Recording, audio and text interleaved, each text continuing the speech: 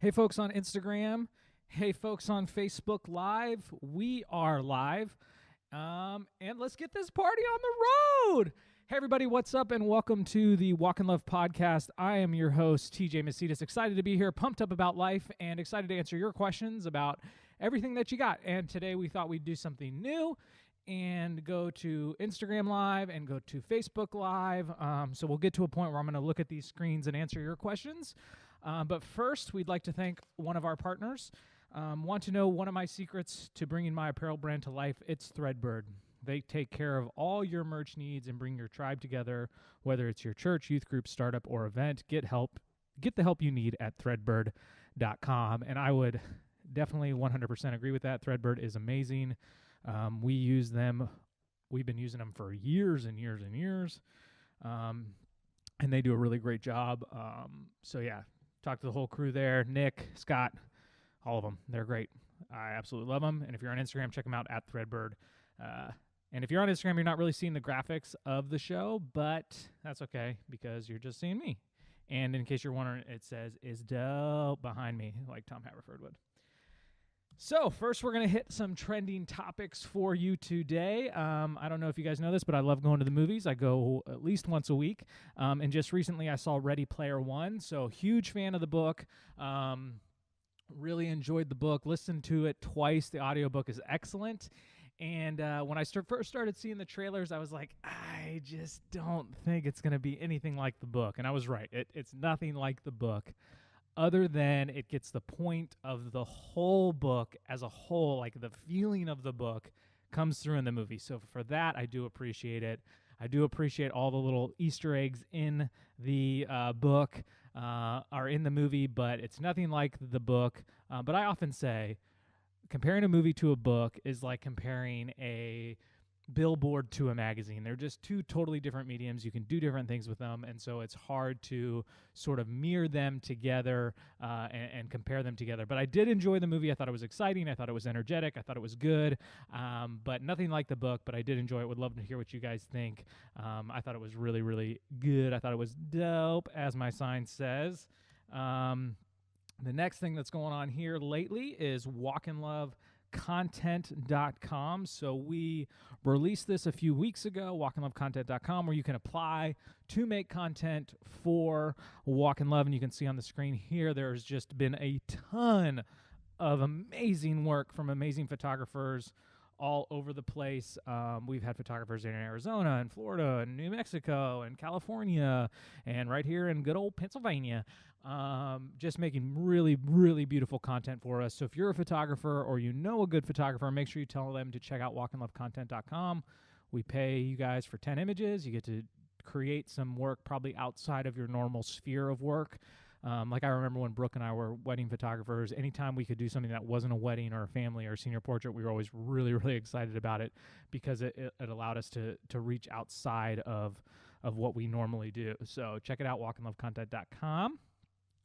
The next thing on the list of trending topics is A Quiet Place. So I went and saw A Quiet Place this past weekend. To be honest, not a huge scary movie guy. Don't like horror movies. But I was excited about this because I like John Krasinski. I'm a huge fan of The Office. And the trailer just made it look good, and everybody was raving about it.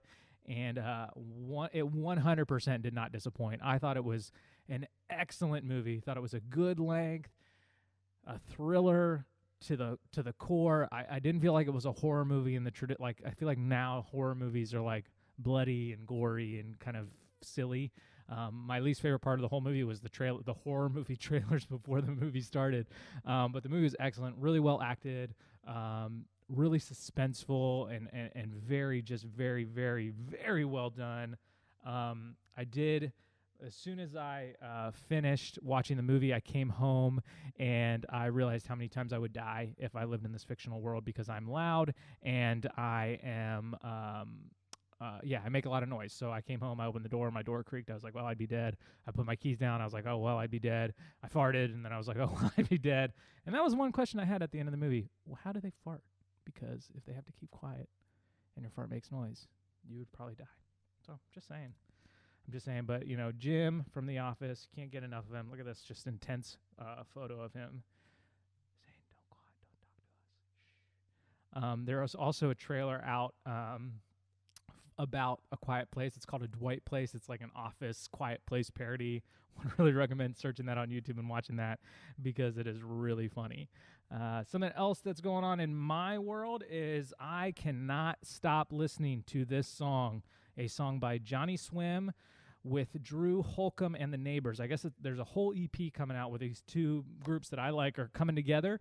And they have one song released off the EP called Ring the Bells, and it is just excellent. I would 100% recommend it. Johnny Swim and Drew Holcomb and the Neighbors, Ring the Bells. That song is just playing on repeat and repeat and repeat. I think I listened to it on my whole walk to work today, just over and over again because it's so good. Excited to hear the rest of what they got. Also in my life, Brooke and I currently are binge watching Brooklyn Nine-Nine. To be honest, I wasn't always a big fan of Andy Samberg. I think he's funny and I think he has his moments, but he is brilliant in Brooklyn Nine-Nine. I think that it is so funny. We watch it. We watch a couple episodes every night.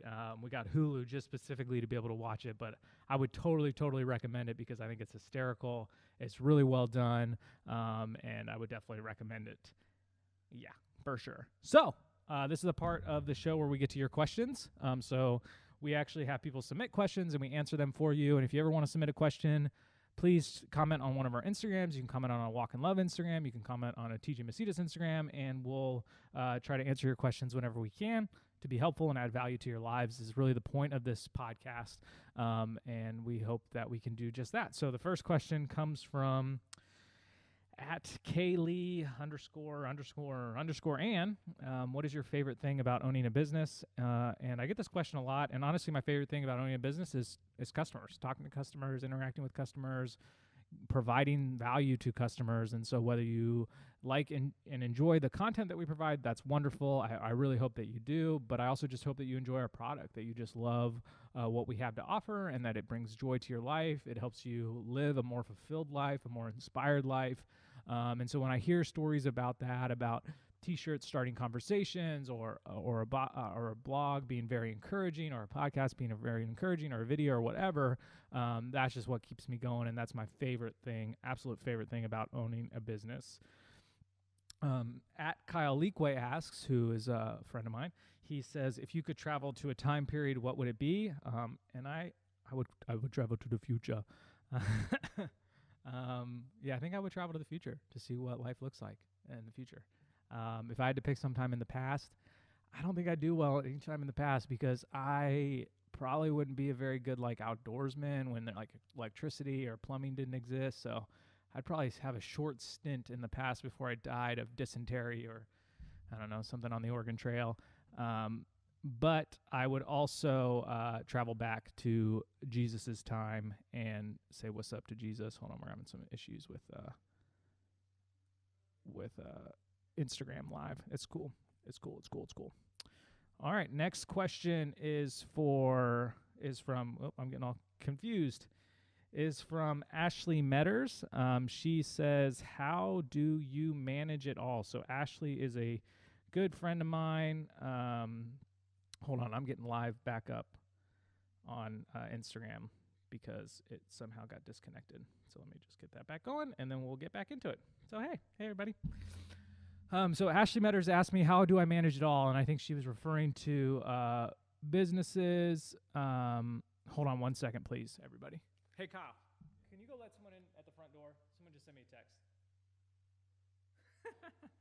I guess that's the problem with doing something like this live, is that something could happen and I can't stop it and record and go to like a cut. But anyways, how do I manage it all? That's a really good question.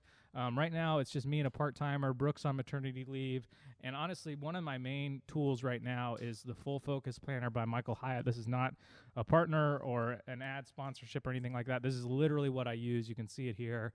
So this is really great because it has things breaking down by the daily big three. And so these are 3 things on my list that I need to get done or that I really want to get done in one day. So I start there, and then I make a list and schedule. And honestly, you just got to take one step at a time. And so this week, I had a really sort of frustrating week earlier this week. Just things haven't been going great for me. And in business has been sort of down, not where I want it to be. And I was just frustrated. And I had my day of frustration, and I had my sort of like venting, somewhat on the verge of tears all day moments. And then I decided, hey, there's only one thing I can do, is just keep moving forward. Just take one step at a time, do one thing at a time, solve one problem at a time. And that's really the key to managing things, is you can only do one thing at a time. You can't multitask. You're literally, physically, your brain can only do one thing at a time. So if you're multitasking, you're doing this, and then you're doing this, and then you're doing this, and then you're doing this, and it's actually not helpful to your brain at all. So I literally just try to do one thing at a time to manage the things in my life. So that's a good question, Ashley. Next question comes from @KyleLeakWay. What is your greatest strength and weakness? And I feel like there's a really good Office quote that's like, that Michael Scott's like, my greatest strength is that I care too much, or my greatest weakness is that I care too much and love too deeply, or something like that. I want to say that, but that's actually not the truth.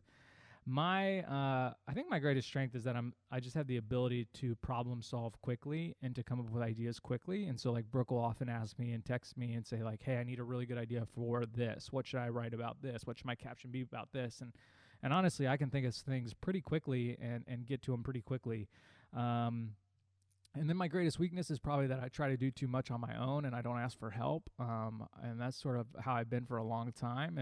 And so it's hard for me to manage people because I want to do it on my own, or I want them to do it my way. And so learning how to balance that and how to walk through that has always been sort of difficult for me.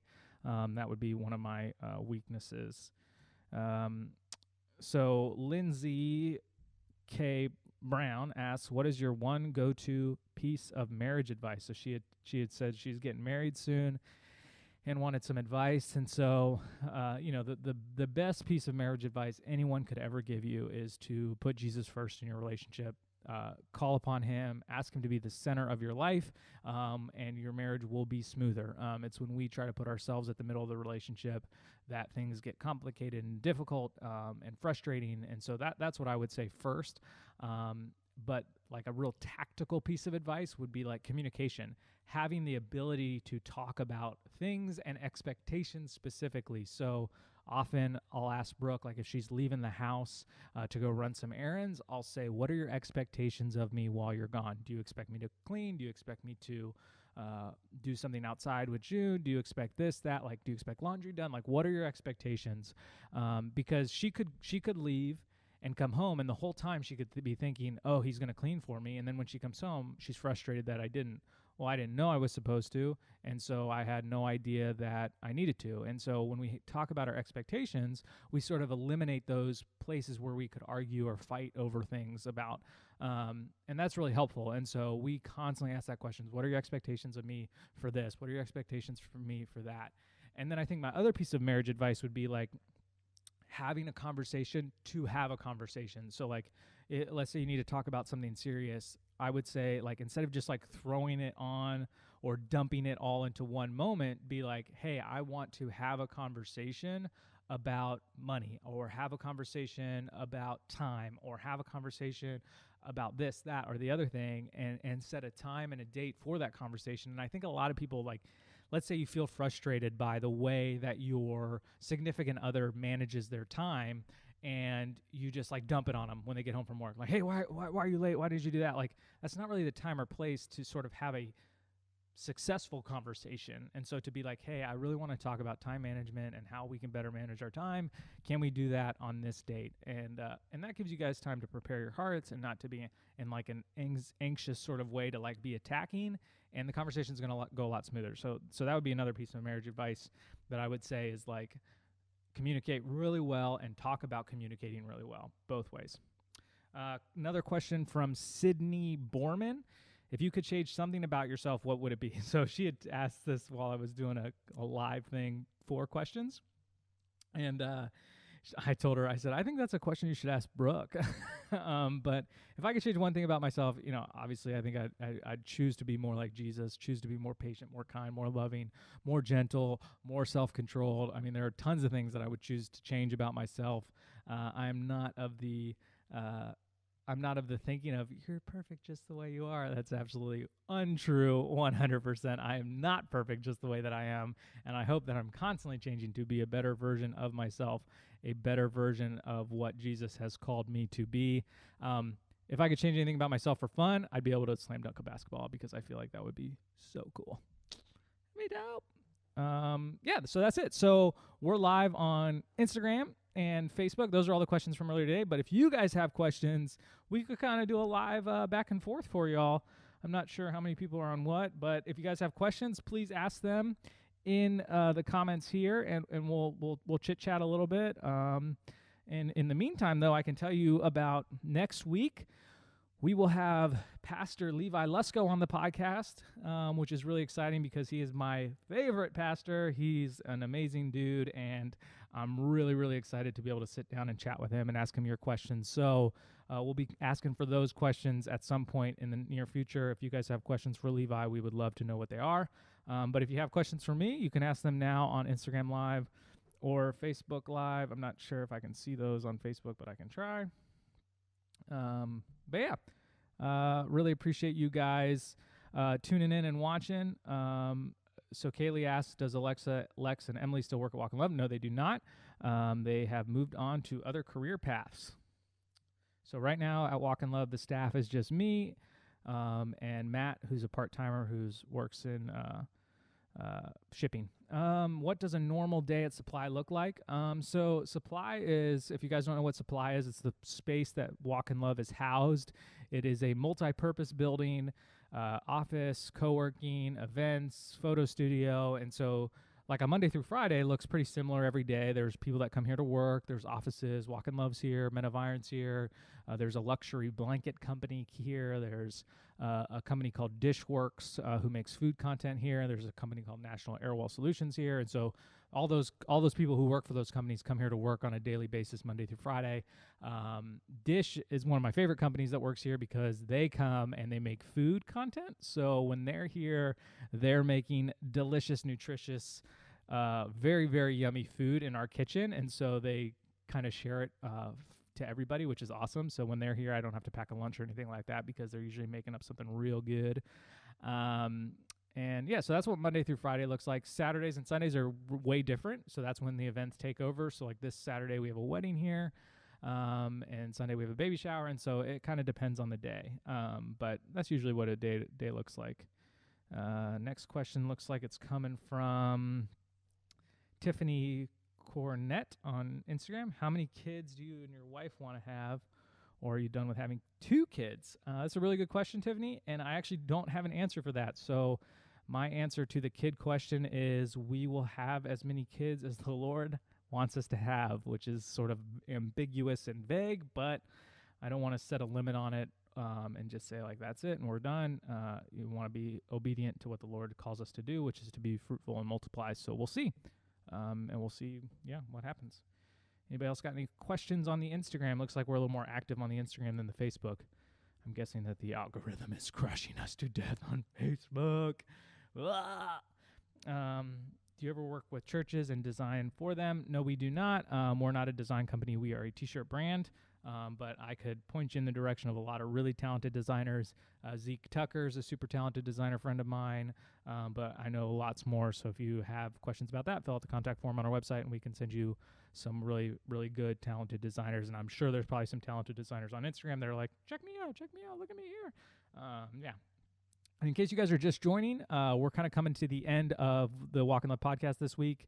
But we're answering your questions live here. How is Truly coming along? Truly's coming along really well. We hope to actually physically launch it, the real deal launch in late May, early June.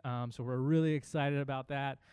So if you go to jointruly.com, you can sign up for the email that will tell you, hey, it's available, but it's going really, really well. Thanks for asking, Brett. What are Walk in Love goals for this year? So our goals for this year are to increase sales, to reach more people, to provide really great content, to work with really great people. That's kind of our goal every year in and year out.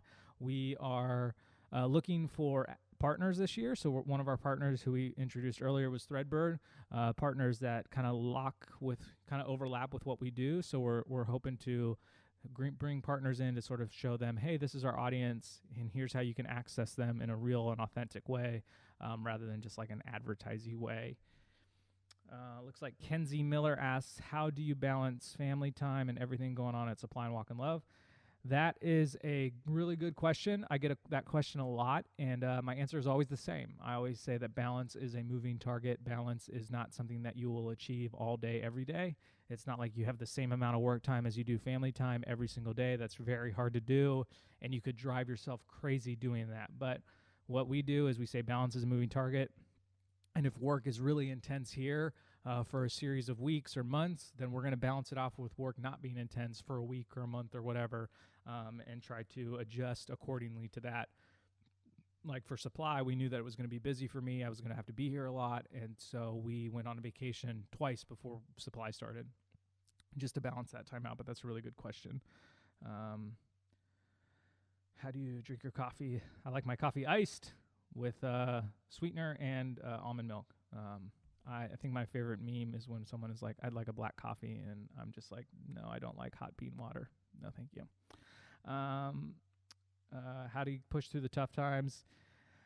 You just got to believe and trust in the Lord, which is not always easy, easier said than done. And then I always think it's good to find things that help you sort of alleviate stress. So like for me, that's exercise. I really like working out and going to the gym to climb. And so I do that when I'm feeling extra overwhelmed, or I can go on a run, or I can go on a walk, or just something different outside of just sitting at my computer.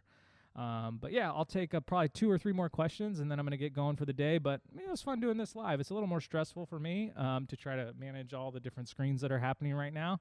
But it was fun. I don't know if I'll keep doing it live, but we do this once or twice a week. So if you guys are watching live and you've never seen an actual podcast, make sure you go check that out at shopwalkandlove.com on the blog.